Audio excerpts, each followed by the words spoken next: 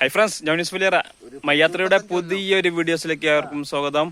അപ്പോൾ മയ്യാത്രയിൽ ഇന്ന് ഞാൻ പരിചയപ്പെടുത്തുന്നത് ഞങ്ങളുടെ നാട്ടിൽ വളരെ പഴക്കം ചെന്ന ഒരു പാലമാണ് ഇത്. ഏകദേശം ഒരു 40 വർഷത്തോളം പഴക്കമുള്ള പാലാണ്. ഇപ്പോൾ ദ്രവിച്ച് ഇതിൻ്റെ കാലുകളൊക്കെ അപകട നിലയിലായിട്ടുണ്ട്. അതുകൊണ്ട് വലിയ വാഹനങ്ങളൊക്കെ ഇതിൽ കൂടെയുള്ള ഗതാഗതമൊക്കെ നിയന്ത്രിച്ചിട്ടുള്ള ഒരു പാലമാണ്. ഇത് സ്ഥിതി ചെയ്യുന്നത് വേങ്ങര ഗ്രാമപഞ്ചായത്തെയും അതുപോലെ തന്നെ തിരുവരങ്ങാടി മുനിസിപ്പാലിറ്റിയെയും തമ്മിൽ ബന്ധിപ്പിക്കാൻ വേണ്ടിയിട്ട് തീർക്കയം എന്ന കടവാണ് ഇത്. ഈ ഒരു തീർക്കയത്താണ് ഈ പാലം സ്ഥിതി ചെയ്യുന്നത്.